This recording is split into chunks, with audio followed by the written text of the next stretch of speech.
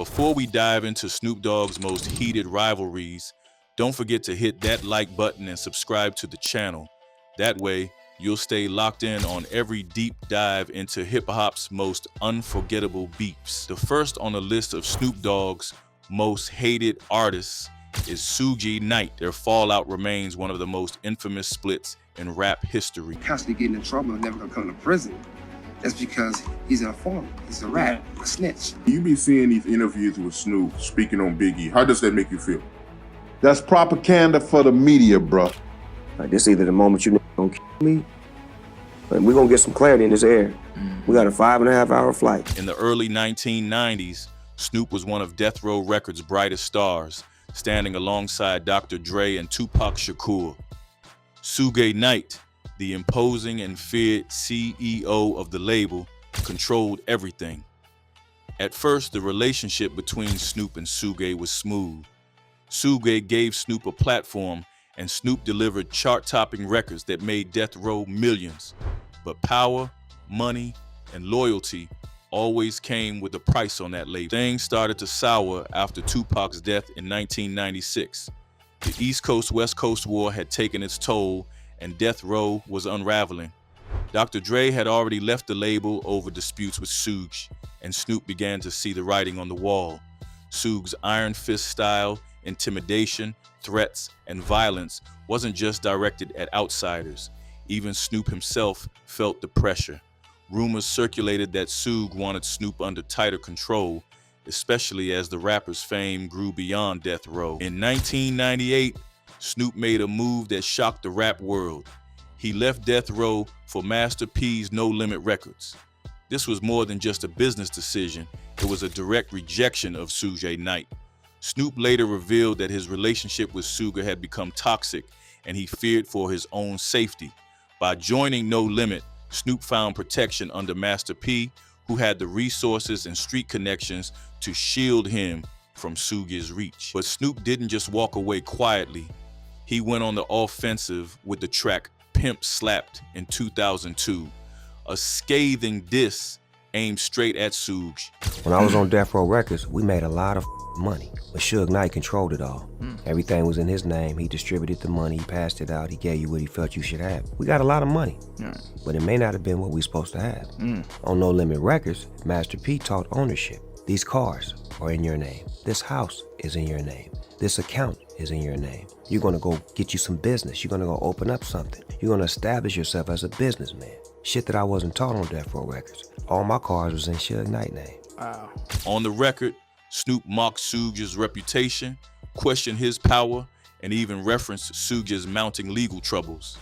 The song was raw, defiant, and dangerous because Suge Knight wasn't the kind of man you casually disrespected. At that time, Suge was still a feared figure in Los Angeles, known for violence and intimidation tactics. Snoop's decision to call him out was bold. He was no longer the young artist under Suge's shadow. He was his own man, backed by his own money and alliances. The diss record symbolized the end of whatever relationship they once had, turning it into open warfare. Suge fired back with threats in interviews. When you say these niggas, who in Black motherfuckers in the industry, and they turned around and was happy to see me go to prison, but at the same time, I'm going to tell these dudes, look, I'm not gonna let you go in, sell 10 million records or 2 million records, or even 100,000 records out the back door and don't pay them. I took on a fight for these clowns because I didn't want them getting robbed. And they crossed me. Dismissing Snoop and trying to downplay his success. But the tide had turned. Suge's empire was crumbling under lawsuits and prison time, while Snoop's career only soared higher. Their beef was deeply personal, rooted in betrayal, survival, and power. Snoop had once been Death Row's golden child, but by the early 2000s, he was one of Suge's loudest critics, unafraid to say what others in the industry whispered behind closed doors. Are you wondering who the next artist is? Stay tuned. The second on the list of artists is Eminem. For years, Snoop and Eminem were seen as allies. They shared the same mentor in Dr. Dre, collaborated on tracks, and stood under the same aftermath and shady umbrella. But in 2020, their relationship took a sharp turn. The fallout began not with a diss track, but with an interview. In July 2020, Snoop appeared on The Breakfast Club. Eminem, the great white hope. White rappers had zero respect in rap. Let's keep that 1,000. When asked about Eminem, he said that while M was talented and one of Dr. Dre's proteges, he didn't consider him to be in his personal top 10 rappers. The game feels like he's top 10 lyricists and all that comes with it, but that's just because he's with Dr. Dre, and Dr. Dre helped him find the best Eminem that he could find. He credited Eminem's success largely to Dre, implying that if Dre hadn't backed him, Eminem wouldn't have reached his level of fame. The comment wasn't delivered with outright malice, but the undertone was clear.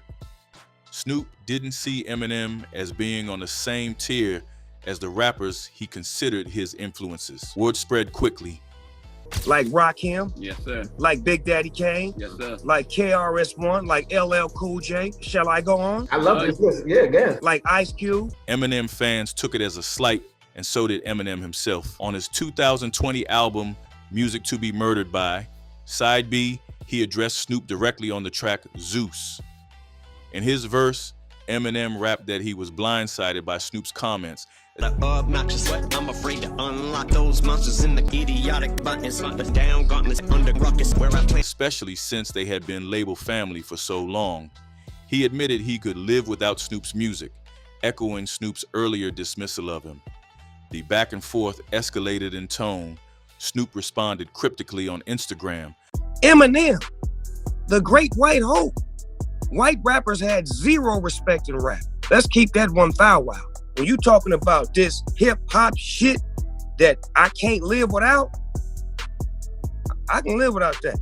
Suggesting that if he chose to, he could unleash a full diss track and that Eminem didn't want to take it there. For a moment, it looked like hip hop was about to witness a full-scale war between two of Dr. Dre's closest collaborators. What made the feud sting more was that it wasn't rooted in long-standing rivalry. Unlike many beefs, there was no street history, no betrayal, no competition for territory. It was about respect, or rather, the lack of it. Snoop's comments, intentional or not, had made Eminem feel undervalued. You know what I'm saying? So it's like everything was good until like, you know, it was more like that caught me off guard because I'm like, yo, where is this coming from? You know what I'm saying? Like it threw me for a loop past the whole tone and everything, but it was the last statement when he said, I can live without that shit. Now you're being disrespectful. Like it just caught. And Eminem's lyrical clapback ensured the issue wasn't swept under the rug. Fans speculated about what Dre thought since the rift put two of his biggest collaborators at odds. For months, the tension lingered, with neither side fully backing down. It wasn't until early 2021 that signs of peace began to show. Eminem revealed in later interviews that he and Snoop had spoken privately and cleared the air. By the time of the 2022 Super Bowl halftime show, where Dr. Dre, Snoop Dogg, Eminem, 50 Cent, Kendrick Lamar, and Mary J. Blige all performed, the feud was officially over. They stood on stage together as part of a historic hip-hop moment, confirming to fans that the beef had been squashed. Still, the episode remains one of the most surprising rifts in hip-hop. Snoop Dogg and Eminem went from being teammates under Dre's empire. Third on this list is Iggy Azalea. Snoop Dogg's feud with Iggy Azalea exploded in 2014, and it all began on Instagram. Out of nowhere, Snoop posted a meme mocking Iggy by comparing her to a character from the movie White Chicks. The post went viral instantly, and fans tagged Iggy repeatedly until she saw it. She fired back directly, tweeting that Snoop had previously acted nice to her in person, so she couldn't understand why he would turn around and attack her online. Instead of backing down, Snoop escalated the situation. He posted more memes, including one of a person with albino features, captioned Iggy Azalea no makeup. The digs were personal, not musical, and each post fueled more reactions. What had started as a joke turned into a full-blown insult campaign. Iggy grew more frustrated. She accused Snoop of being two-faced, reminding her followers that he had complimented her in private before. She pointed out the contradiction. Why would a legendary rapper someone she had looked up to, suddenly stopped mocking her for laughs on social media. Things turned uglier when Snoop added threats into the mix. In one Instagram video, he called Iggy a Say, you f***ing with the wrong, and your better check you for what I do. You funky, yeah, you cunt. and warned her to watch your back. That shifted the tone from trolling to intimidation, and it shocked many in the hip-hop community. Commentators began to ask why Snoop, a veteran with decades in the game, was targeting a much younger artist with such hostility. The feud drew widespread media attention, with outlets covering each new insult and response.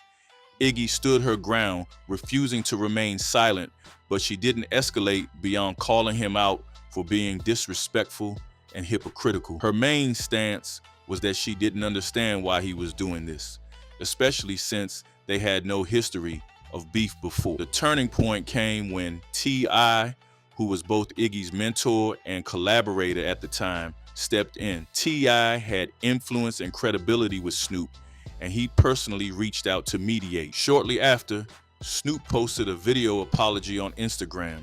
Boys and girls, I just got off the phone with my homeboy Tip, the king of Atlanta, and it's officially over. No more bad talk. I apologize. Yeah, I apologize. I'm sorry. I won't do it again. When I called him after what's happening, he kind of, hey, I know what you're calling for. You know what I mean? It was just kind of like, I'm in the crossfire, big dog, and guess what? It's over. It's nothing. He admitted that the feud had gone too far and stated that it was over. While the apology ended the public back and forth, the episode left a mark. For weeks, the fourth artist is Crooked I. Snoop Dogg's feud with Crooked I, later known as KXNG Crooked, was tied to Death Row Records during the early 2000s. By then, Snoop had already cut ties with Suge Knight and the label, calling it toxic and dangerous. Crooked I, however, became Suge's new frontman after signing with Death Row in 1999, which immediately placed him on the opposite side of Snoop. Snoop's exit from Death Row wasn't quiet. He made it clear that Suge had exploited artists, and he often referred to the label as something he had to survive rather than celebrate. When Suge began rebuilding Death Row, Crooked I was the centerpiece. Suge used Crooked in interviews and appearances as proof that the label still had power. Here with Suge Knight, John Leguizamo, Jeffrey Ross, and Crooked I is doing the announcing tonight. I like Crooked I a lot. I think that's Hey, y'all better love Crooked I. Yeah. Or it's gonna be a problem. Yeah. Now, we had Snoop Dogg on the show, and I know that you guys have some bad blood between you. I wouldn't say all that. I gave Snoop Dogg his name. When I first met him, his name was Snoopa Doopa. In reality, really. Is that true? If you bring it back, I'll show you, tell you. When he first came to me, his name was Snoopa Doopa. He was just like the 5 Heartbeats. But at the same time, he was signed to another label. When Death Row pushed a campaign painting Snoop as disloyal, Crooked I became the face of that campaign.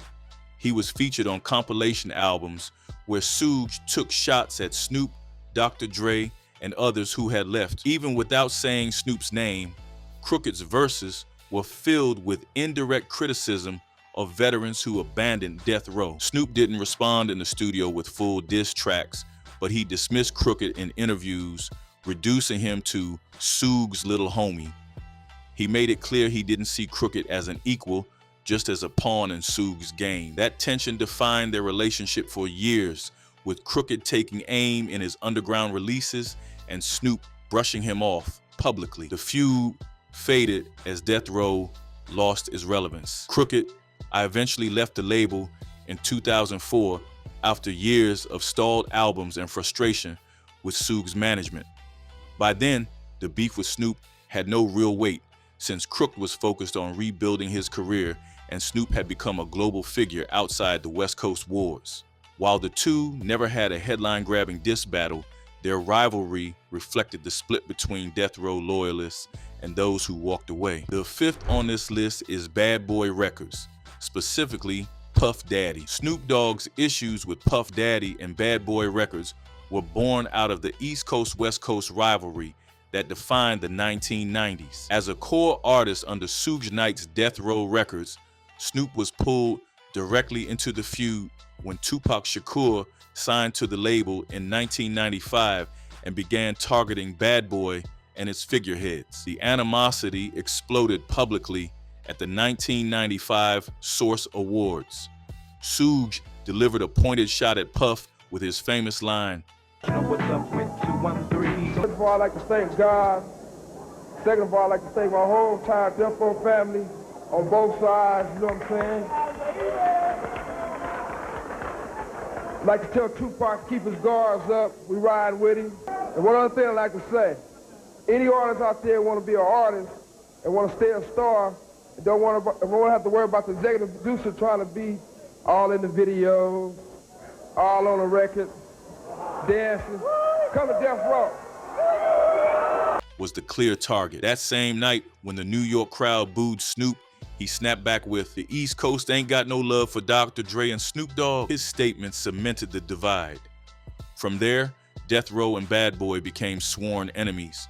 Tupac's 1996 track Hit 'Em Up made the beef unavoidable, going directly at Puff and Biggie. Snoop, though not as confrontational as Pac, sided with his label. He appeared in interviews dismissing Bad Boy and stood on stage at shows where Pac took shots at Puff and his artists. By association, Snoop was fully at war with Bad Boy. Behind the scenes, Snoop's stance was more complicated. In later interviews, he revealed that he never personally hated Puff Daddy. Still, the politics of Death Row forced him to play the role of an enemy.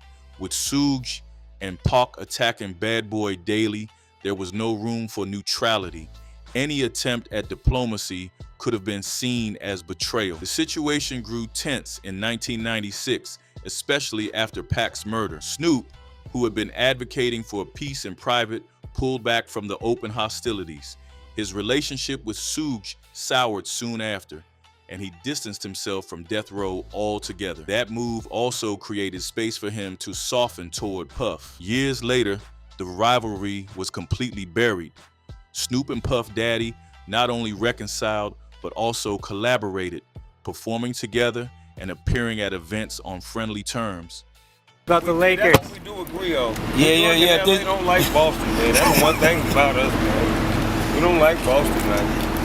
That's what we gonna go to the game and bring this thing on home. You know, we the good luck charm. Yes, sir. Connect the dots. That's right. We see y'all. Yeah, that's right. Game 7. Both acknowledged that the East Coast-West Coast war had been fueled by outside pressures and the aggressive tactics of Suge Knight. During the 1990s, though, Puff Daddy and Bad Boy were positioned as Snoop's biggest enemies. Even if the hatred wasn't personal, the feud defined much of his public image in that era. The sixth artist on our list is 50 Cent. Snoop Dogg's history with 50 Cent was less about lyrical warfare and more about clashes in personality and business. The two shared respect as major rap icons, but they also found themselves in public disputes that created tension. One of the most notable incidents occurred in 2019 when Snoop claimed that 50 Cent owed him money for a performance. The story unfolded after Snoop performed PIMP alongside 50 at the Barclays Center in New York during the Masters of Ceremony show. Shortly afterward, Snoop went on Instagram saying 50 never paid him, and in a dramatic twist, he showed himself driving away in 50's custom Versace-wrapped Lamborghini. The situation looked like theft at first glance, but Snoop clarified that he had taken the car as payment for the show. It quickly went viral, with hip-hop blogs framing it as Snoop getting even with 50. 50 Cent later admitted in an interview that he really did owe Snoop money for the show, though he downplayed the seriousness, joking about Snoop borrowing the Lamborghini. Still, the spectacle highlighted how easily their relationship could turn into a public spectacle, with both men known for their humor and willingness to air disputes online. Beyond the Lamborghini episode, the two have had other moments of friction. 50 Cent is notorious for trolling peers on Instagram, and Snoop occasionally ended up in his crosshairs. At times, 50 mocked Snoop's fashion choices or playful personality, while Snoop responded with dismissive comments of his own. Their back and forth exchanges often blurred the line between comedy and real beef, keeping fans guessing about whether the tension was genuine. Even with the disputes, the two remained connected. Both performed at the 2022 Super Bowl halftime show under Dr. Dre's leadership, which showed that whatever issues existed were not career-ending. Still, their public spats gave the impression of rivalry. Snoop's decision to broadcast his grievances instead of keeping them private fueled speculation that he carried resentment toward 50's flashy confrontational style. For fans, the feud wasn't about diss tracks or violent confrontations, but about pride and status. Both men are towering figures in hip-hop, and neither likes being dismissed or underpaid. The 2019 Lamborghini stunt became symbolic of their dynamic. Flashy, humorous, but underscored by real frustration. While not as deadly serious as other beefs in Snoop's career, his tension with 50 Cent revealed how even friendships among legends can fracture under the pressure of ego and business. And finally, the seventh artist is Uncle Luke. Snoop Dogg's feud with Luther. Uncle Luke Campbell in the mid-2000s revealed the tension between West Coast veterans and Southern rap pioneers. Uncle Luke, a Miami legend and former leader of 2 Live Crew, had long been vocal about protecting the reputation of Southern hip-hop. His issue with Snoop began in 2006 when he accused Snoop and other West Coast artists of disrespecting Miami's music scene. The feud kicked off after Snoop made comments suggesting that Southern rap lacked originality compared to the West Coast. Luke took offense, arguing that Snoop was dismissing a movement that had reshaped hip-hop culture. In interviews and op-eds, Luke— I'm tired of folks, you know what I'm saying? Them closed-minded folks, you know what I'm saying? It's like we got a demo tape and nobody want to hear it, but it's like this, the South got something to say. That's all I got to say. Luke escalated things further by challenging Snoop to come to Miami and see the culture firsthand. He insisted that Snoop owed respect to Southern pioneers. Crazy part of Jack the Rapper I talk about in the book was when we had the big fight with Snoop Dogg them in Death Row. Yeah. You know, when we had the little beef going on, and then they eventually came down to Jack the Rapper. It was downtown and had them grew big out of the Marriott out there by the airport. They got to be in this big thing. They had to go to the big hotel down. The feud lasted months, with Luke continuing to release essays and give interviews where he warned Snoop against dismissing Miami. At one point, Luke even accused Snoop of hypocrisy, pointing to his past collaborations with Atlanta and Houston rappers as proof that he needed the South's influence. Fans debated whether Snoop truly disrespected Southern rap or whether Luke was overreacting to protect his region. Eventually, the feud lost steam as newer controversies took over hip-hop headlines. Both men moved on, but the clash revealed how deeply regional pride runs in rap. For Snoop, it was another reminder that his words carried weight beyond California. For Luke, it was an opportunity to defend Southern artists. Through every clash, Snoop Dogg made one thing clear: respect was never up for debate. From Suge Knight to Eminem, from Iggy Azalea to 50 Cent, he never let shots slide without an answer. And I hate the fact that he's being brainwashed and he's being used because he has so many people that love him. Each feud wasn't just noise. It was a reminder that Snoop's legacy is built on loyalty, sharp words, and a refusal to back down. Now it's over to you. Was his fallout with Suge Knight the most brutal? Did his jabs at Eminem hit harder? Or was it his tension with Puff Daddy or Iggy that stood out the most? Drop your thoughts in the comments. Like this video if you respect how Snoop handled his beefs, and hit subscribe for more untold stories of hip-hop rivalries and legends.